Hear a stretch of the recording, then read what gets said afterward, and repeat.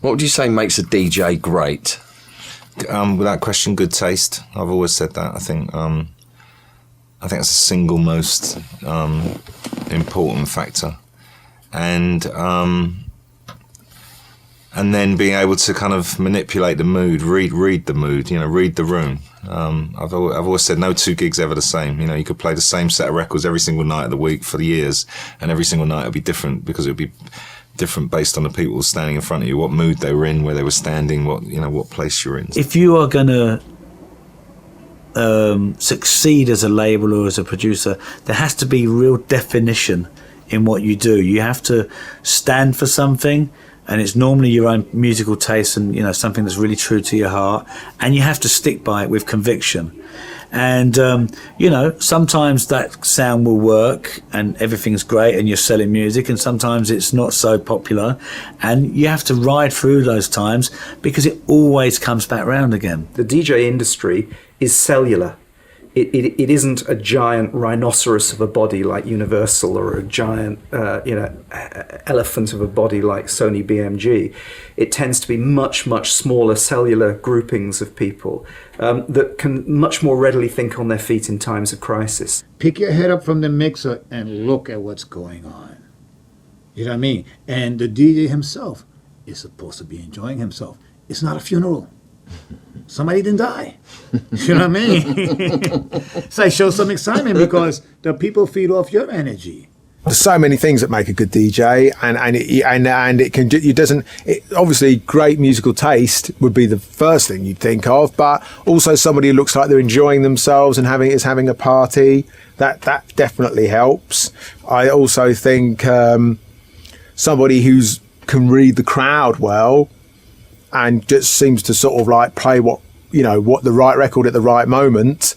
You don't necessarily always have to like the record to play the right record at the right moment. You just need to be good at feeding off people. They're the hardest jobs, I think, of the night, some of those newer DJs, because they get to open up, warm up for the crowd, and also at the end of nights when they get to keep people there after they've seen the headline DJs and all that stuff, and they have to keep them there. And it's a very hard job. And I think if you can cut your teeth doing that, and it's thankless, it might take a few years. But if you can actually do that and do it right, then you can understand you can understand about the night. It's not all about the ego. It's not all about them. It's about the night and being and knowing that you've got a job to do. Everybody has to kind of make tunes or do remixes when they start out these days, and that often the people that are good at it become quite famous quite quickly, or they get popular and they start getting booked all over the world. Funny thing is, now in reverse, some of them aren't brilliant DJs. Some of them are learning to do. They might have made an amazing record. They might actually be clever enough to make 3 amazing records and an album, and actually come back and make another album. But they almost are more profound in the studio than they are in a club. What's been your longest set ever? You are renowned for your marathon sets. My longest set was 27 hours non-stop. Wow. 27 hours. And you were still standing after that? I was still standing, but I needed 3 days to recoup after that. Blistered feet and shot ears, yeah? But, you can only do that when you can play whatever you want. Right. Sound system is amazing, and you have a great audience that appreciates. Help the promoter. You've got to, really. You've got to help the promoter as much as possible, because they're the ones putting the money on the line, risking everything to get the nights busy. And obviously, if the nights aren't busy, everyone's got to take responsibility for that. It's not just the promoter, it's the DJ, it's the start, it's everybody. It's a team effort. At the moment, a lot of music's made just opening a laptop, and when it all comes from the same thing, I think it's nice to have. For instance, in this room here, you've got 3 different types of analog keyboard. Do you know what I mean? And there's all cracked copies of each one of these 3 that you can buy in the plugins. And what Tim was saying, if you compare the 2, they're worlds apart. It's not always about having a record delivered that sounds like, a #1 chart record. For me, if I hear a record that has a great idea in it, that's sometimes enough for us to be able to sort of develop and sign that record, bring the producer into our studios, finish it off with one of our engineers, and try and develop and teach people, how to finish their own music. Some of the best records that we've ever signed have all been just from ideas, and have been really, really basic records. When I did Needing You, it took me 3 hours. You understand? Wonderful. To do Dream Lover, when I re-recorded it with Mariah Carey, I did the music one day, we did the vocals. It took me three and a half days to do Dream Lover.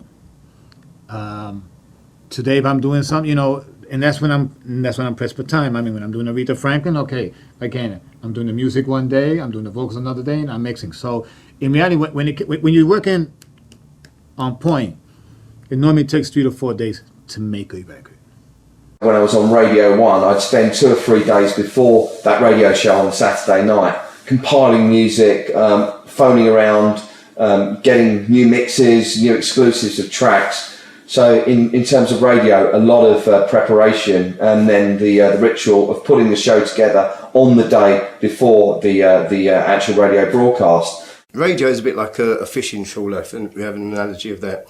A fishing trawler, it goes out to sea, that's the station being launched.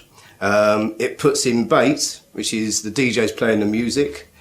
It catches fish in its nets, so it puts its nets out, which is like we have Radar, which is our research, that's the industry standard research. And then it pulls those nets in, and it pulls in all these different fish, which is just like Radar finishes, you know, kind of it does its survey for that 3 months.